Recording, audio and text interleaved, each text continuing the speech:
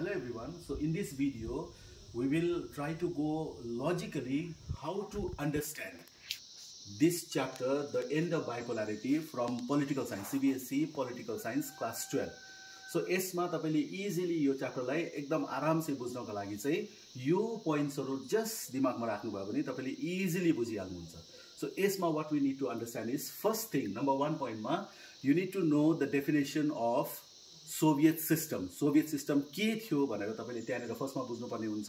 त्यसपछि गएर तपाईले यहाँनेर अब अरु बुझ्नुपर्ने कुरामा चाहिँ second world or the socialist bloc भन्ने छ त्यो कुराको डेफिनेसन अथवा त्यो चीज बुझेको हुनुपर्छ. त्यसपछि गएर चाहिँ the power of the Soviet union specially USSR कसरी एकदमै पावरफुल हुन गयो after the second world war. त्यहाँदेखि त्यसपछि गएर चाहिँ अब सोभियत युनियनको के कुन एरियाजहरुमा चाहिँ it was very powerful. It was able to compete against the west specially against uh specially with the USA भन्ने कुरा बुझ्नुपर्ने हुन्छ.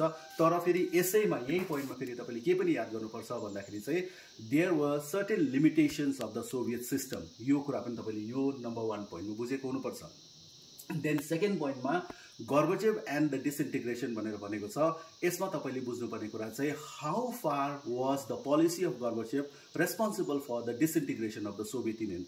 Gorbachevले unintentionally उहाँको इन्टेन्सन राम्रो हुँदा हुँदै पनि his policy backfired र कसरी चाहिँ मिखाइल गोर्बाचेभको पोलिसीले गर्दाखेरि चाहिँ सोभियत सिस्टम अथवा सोभियत युनियन नै डिसइन्टिग्रेट भयो त्यो तपाईले बुझ्नुपर्ने हुन्छ यसमा.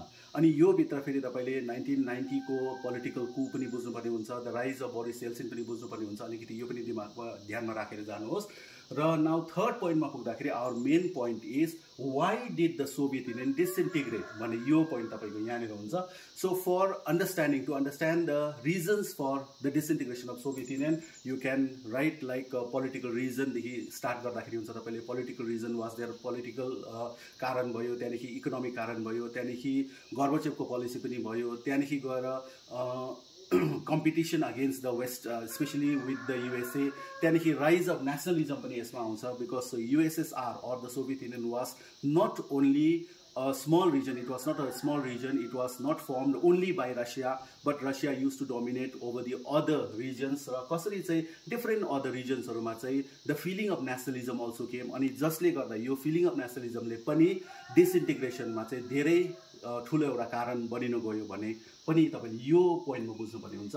Then coming to the next point number 4 मा पुग्दाखेरि consequences or the results of disintegration. So Soviet Union disintegrate भएपछि चाहिँ के भयो त द वर्ल्ड पोलिटिक्समा कस्तो किसिमको इम्प्याक्ट पर्न गयो, कस्तो किसिमको चाहिँ वर्ल्ड पोलिटिक्स नै चेन्ज भएर गयो हो त्यो हामीले बुझ्नुपर्ने हुन्छ.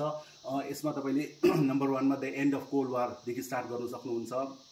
त्यसपछि गएर चाहिँ end of arms race also, then the rise of USA as a sole super power भन्ने हो यो पोइन्ट्सहरु तपाईले लेख्नुभयो भने यो नम्बर 4 पोइन्टको कुरा हामीले गर्न सकिहाल्छौं. यो पोइन्ट हामीले बुझ्न सकिहाल्छौं.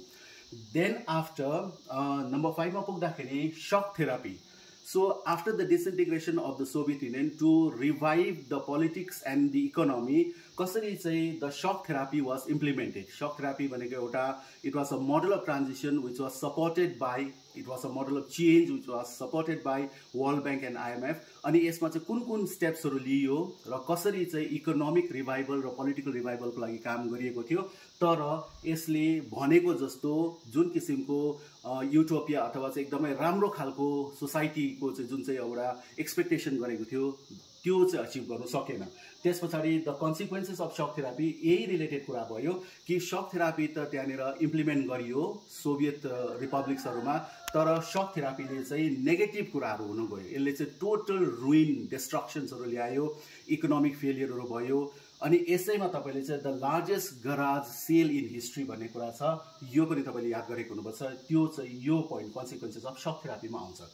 Then reaching to 7th point, you need to understand about after the disintegration of the Soviet Union, the problem did not solve, problem did not go away.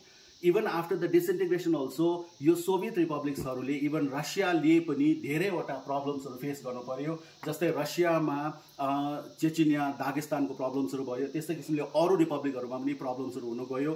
Then it was not only the Soviet Union which got disintegrated. So यही पोइन्टमा पुग्दाखेरि we will come across the division or the disintegration you can say of Yugoslavia.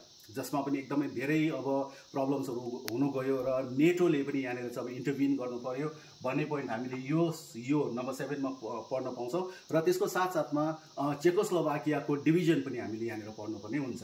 Then finally 8th पोइन्टमा पुग्दाखेरि हामीले यहाँ के बुझ्नुपर्छ भन्दाखेरि चाहिँ India and the post communist countries. It's very easy to understand here that यो लास्ट पोइन्टमा चाहिँ तपाईँले दुईवटा कुरा याद गर्नुभयो भने भइहाल्छ। Either the relation between India and Russia or second अर्को क्वेसन एउटा इम्पोर्टेन्ट आउने सोधिएको क्वेसन चाहिँ के भन्दाखेरि चाहिँ यसमा चाहिँ कि both India and Russia like they have the vision of multipolar world order. So त्यसमा तपाईँले multipolar world order as envisioned by India and Russia यो के हो मल्टिपोलर वर्ल्ड अर्डर भनेको भनेर यति कभर गर्नुभयो भने यो chapter you can easily understand, you can easily go through the chapter. Thank you very much.